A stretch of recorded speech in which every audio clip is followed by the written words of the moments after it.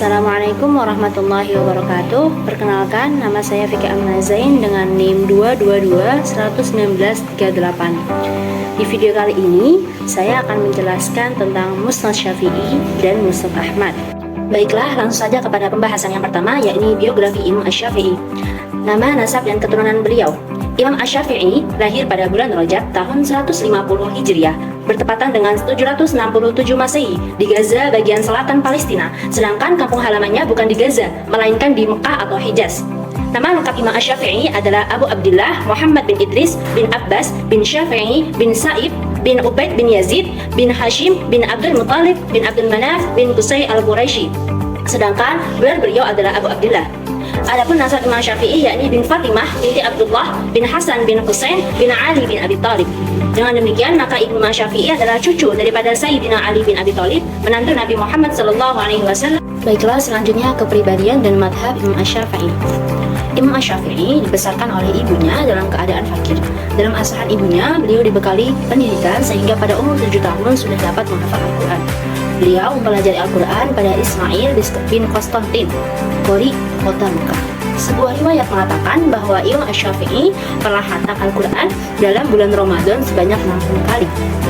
Kemudian aliran keagamaan Imam Asy-Syafi'i sama dengan imam madhab lainnya dari imam-imam madhab 4, yakni Abu Hanifah, Malik bin Anas, dan Ahmad bin Hanbal adalah termasuk golongan Ahlus Sunnah wal Jamaah. Selanjutnya, riwayat ilmiah guru dan murid Imam Asy-Syafi'i.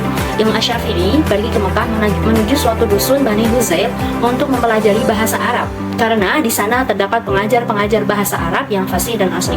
Imam Asy-Syafi'i tinggal di Huzail selama kurang lebih 10 tahun. Sebelum Imam Asy-Syafi'i ke Baghdad, beliau telah mempelajari hadis dari Imam Malik di Madinah, yang sebelumnya beliau juga pernah belajar kepada Sufyan bin Uyainah, salah seorang ahli hadis Mekah. Keduanya merupakan syekh Imam Asy-Syafi'i yang terbesar. Dalam usia 13 tahun, beliau dapat menghafal Al-Muwatta karya Imam Malik.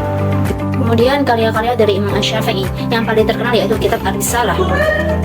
Kemudian karya-karya lainnya yaitu ada Khilafu Malik, Al-Ra'd ala Muhammad bin Hasan, Al-Khilafu Ali wa Ibnu Mas'ud, Jami'ul Ilmi, As-Sunnah Al-Ma'surah, Al-Fiqhul Akbar, Ikhtilaful Hadis, Musnad, Ahkamul Quran, Al-Um, Ibta'ul Istihsan, Siyarul Auzar.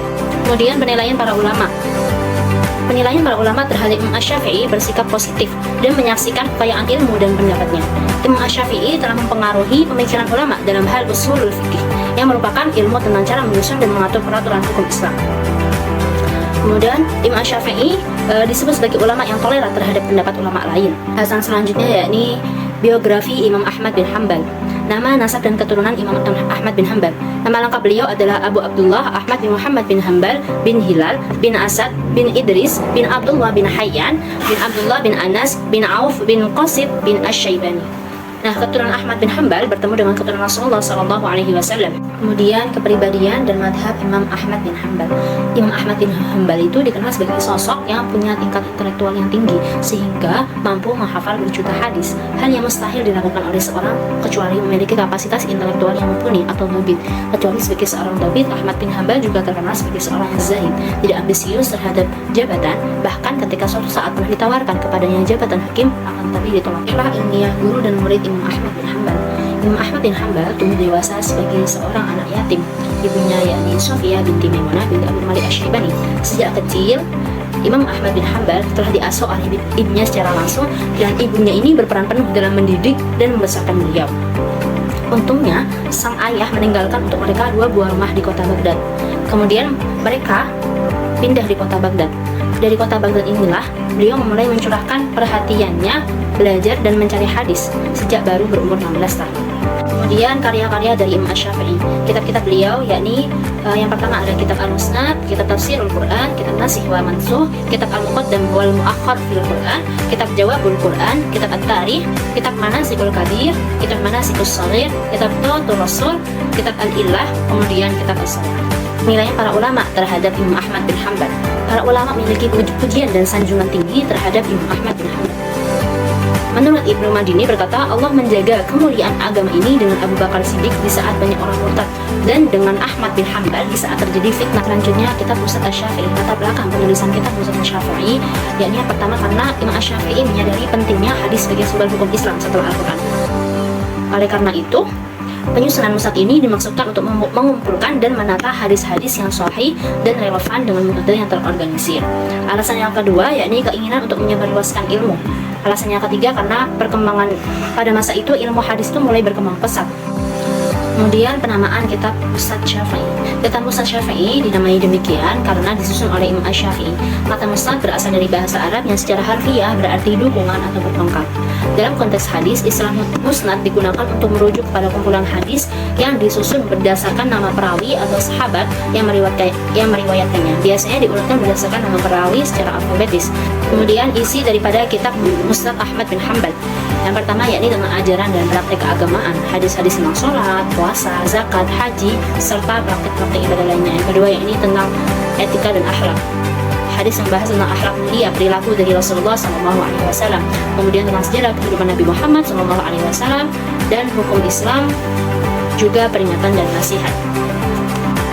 Kemudian sistematika penulisan dari kitab Musnad Syafi'i berbeda dengan sistematika penulisan kitab musnad lainnya.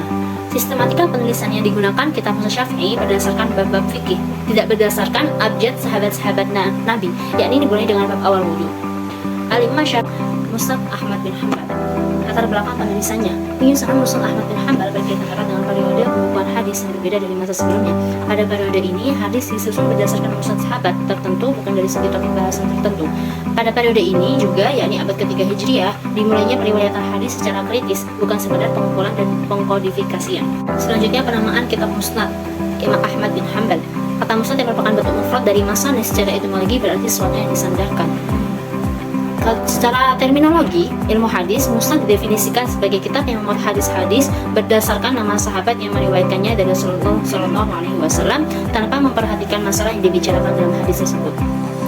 Kemudian isi kitab dari Musnad Syafi'i yakni yang pertama tentang hadis-hadis ibadah seperti sholat, puasa, zakat, haji, dan ibadah-ibadah lainnya. Yang kedua, hadis-hadis tentang muamalah, termasuk hukum-hukum tentang perdagangan, perkawinan, warisan, dan transaksi lainnya. Yang ketiga, hadis-hadis tentang akhlak, memuat petunjuk Nabi Muhammad SAW tentang perilaku dan moral yang baik. Yang keempat, berisi tentang hadis-hadis etika, termasuk tata cara dalam berinteraksi dengan sesama manusia, hak dan kewajiban, serta tata krama sosial. Yang terakhir, berisi hadis-hadis tentang akidah. Baiklah, sekian penjelasan dari saya. Wassalamualaikum warahmatullahi wabarakatuh.